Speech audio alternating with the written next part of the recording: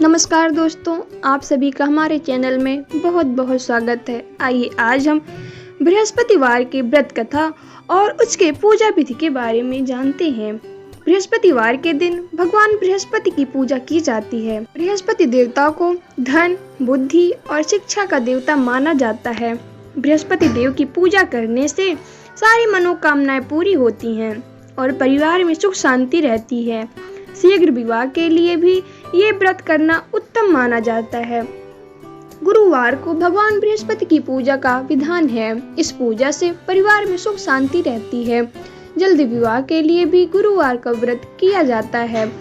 बृहस्पति देव की पूजा और व्रत बहुत ही नियमों के साथ किया जाता है। आइए जानते हैं बृहस्पति देव की पूजा और व्रत कथा की विधि। गुरुवार की पूजा विधि विधान के अनुसार की जानी चाहिए।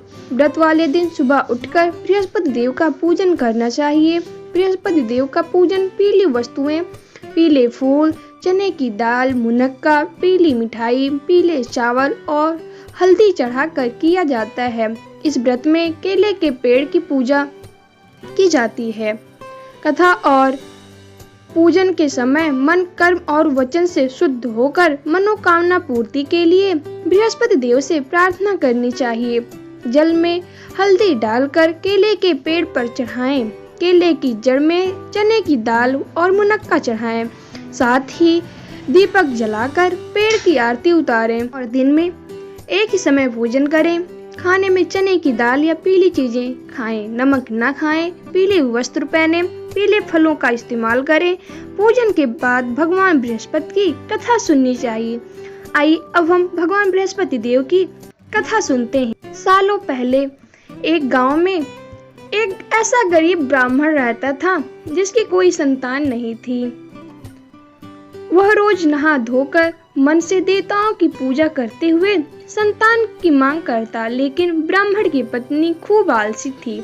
वह न स्नान करती थी और न ही पूजा पाठ। पत्नी की इस आदत से ब्राह्मण दुखी रहता था। ब्राह्मण के धार्मिक गुणों से उसके घर में जल्द ही संतान के रूप में एक पुत्री ने जन्म लिया।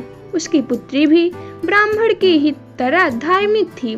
जैसे जैसे वो बड़ी हो रही थी, पूजा पाठ में उसका मन भी उतना ही लगने लगा।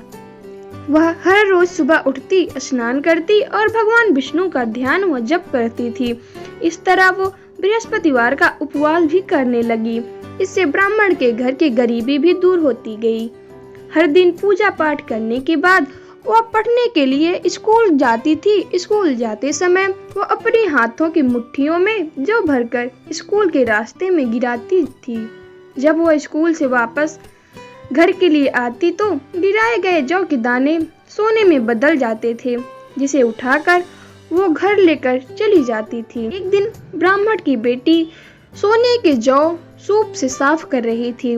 तभी वहां आकर उसकी माँ ने कहा, बेटी, सोने के जौ को साफ करने के लिए सोने का सूप होना चाहिए। ब्राह्मण की बेटी को माँ की बात एकदम सही लगी।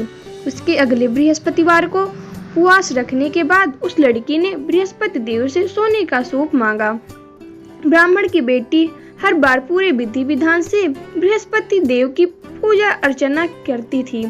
इससे प्रसन्न होकर भगवान उसकी सारी इच्छाएं भी पूरी कर देते थे। इसी तरह उन्होंने सोने के सूप वाली प्रार्थना को भी स्वीकार कर लिया। अगले दिन हर रोज की तरह ब्राह्मण की बेटी पूजा पाठ करके स्कूल गई और रास्ते में जौ के दाने बोते हुए गई। वापस आते समय वह जौ के दाने बिन रही थी तो उसे सोने का सूप भी मिल गया। सोने का सूप लेकर वो घर आई, जिससे उसने सोने के जौ को साफ किए। एक दिन इसी तरह ब्राह्मण की बेटी घर के बाहर बैठकर सोने के जौ को सोने के सूप से साफ कर रही थी।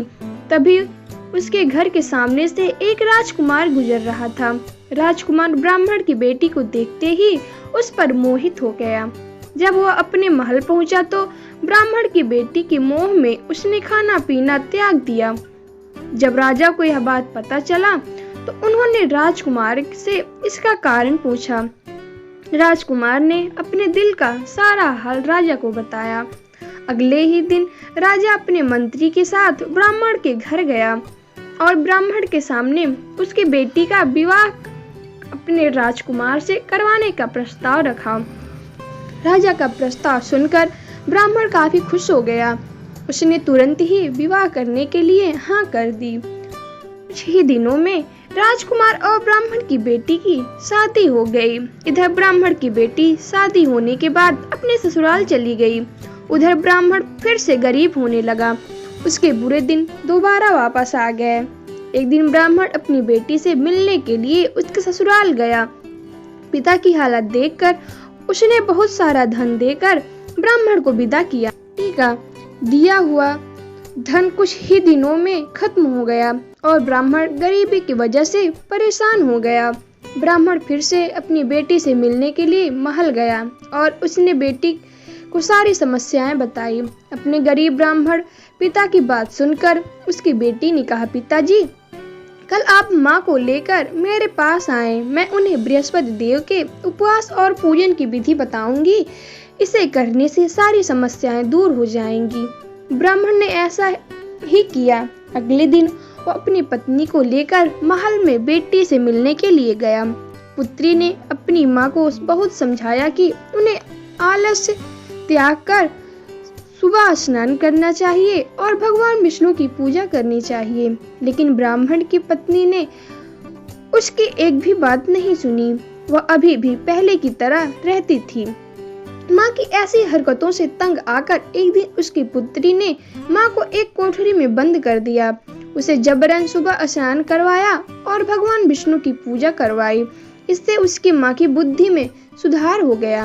अगले ही दिन से ब्राह्मण की पत्नी सुबह उठती, स्नान करती और भगवान विष्णु की पूजा करती। साथ ही बेटी के बताए अनुसार हर बृहस्पतिवार के दिन वो उपवास भी करने लगी। इससे प्रसन्न होकर बृहस्पति देव ने उनकी सारी गरीबी और समस्याएं दूर कर दी। फिर वो एक सुखी और संपन्न जीवन जीने लगे। इस व्रत के प्रभाव से मृत्यु के बाद ब्राह्मण और उसकी पत्नी को स्वर्ग का द्वार मिला। भगवान विष्णु के पूजा और व्रत करने से भगवान प्रसन्न होकर सभी के खाली भंडार को भरते हैं। जय श्री हरि विष्णु।